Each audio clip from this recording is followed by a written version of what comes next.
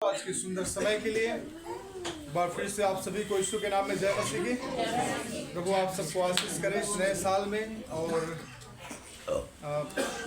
नया साल निश्चय हम सब के लिए एक आशीष का साल होने जा रहा है, क्योंकि हम 31st नाइट को जब यहाँ इकट्ठे थे, हमने जो वचन उस दिन प्रभु ने हमें दिया था वो 2 वचन थी, और उन 2 वचनों पे आज फिर से मैं आप लोगों से बात करना चाहता हूँ।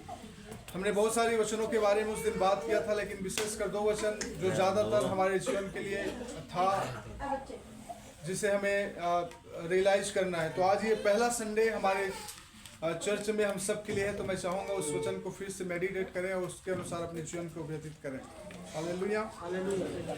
बहुत सारे लोगों को उस दिन में ऐसा प्रॉमिस कार्ड मिला था, बाकी हमारे पास 100 थे, खत्म हो गए। पास्टर मंदिर जी आप लाए हो प्रॉमिस कार्ड? नहीं ला पाए। अच्छा, मैंने पास्टर राजेश को बोला था, बट पता नहीं दे नहीं पाया। मैं सोचा था जो कई लोग थे आप में से नहीं मिल पाया था उनको मिल जाए, लेकिन शायद नहीं आ पाया। तो आप समझ लेना, जो आपके लिए प्रॉमिस कार्ड जो वचन मैं पढ़ने जा रहा हूँ वही आपके लिए प्रॉमिस होगा।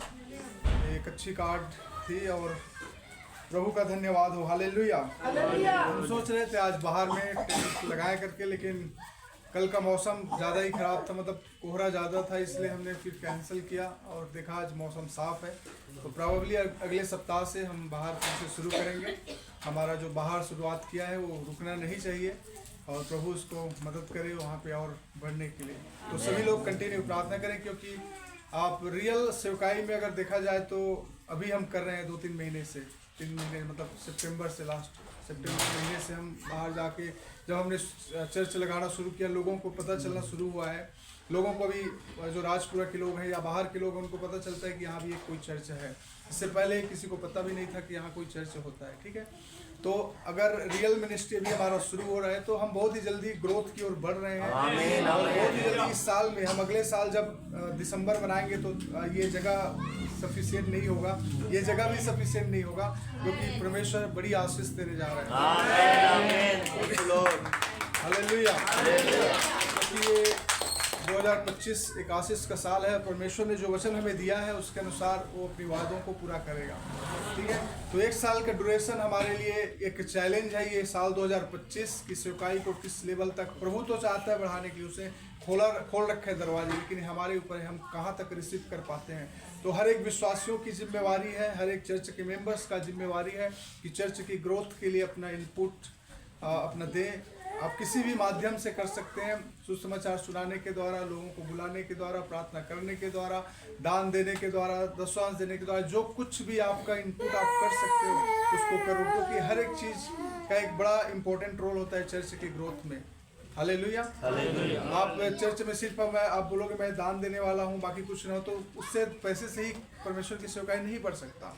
या फिर कहेंगे नहीं भाई हम तो सुसमाचार ही सुनाएंगे, हम पैसा नहीं देंगे, तो उससे भी परमेश्वर की सेवकाई नहीं बढ़ सकता। तो हर चीज़ जरूरी है। तो जो आपकी कैपेसिटी है उस कैपेसिटी को आप बढ़ाओ। अगर आप सुसमाचार सुनाने वाले हो तो आप लगातार लोगों को सुसमाचार सुनाते रहो, लोगों को बताते रहो, प्रभु में लाते रहो। अगर आप प्रार्थना करने वाले हो तो आपका जिम्मेवारी है इस चर्च के लिए आप डेली प्रार्थना करो, सुबह शाम जब भी आप बैठते हो, चर्च की ग्रोथ के लिए, कलीसिया के लिए, कलीसिया में एक यूनिटी होने के लिए, आत्मिकता में बढ़ने के लिए, ये प्रार्थना में आप समय बिताओ।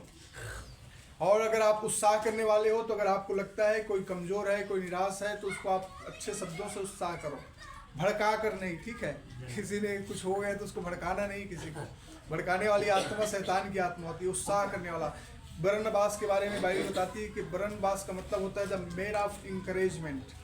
मैन ऑफ इंकरेजमेंट मतलब होता है एक उत्साह करने वाला व्यक्ति। तो वैसा ही आप बने मैन ऑफ इंकरेजमेंट। आपके किसी बात करने से अगर किसी का मन निराश है वो खुशी और आनंद से भर जाए।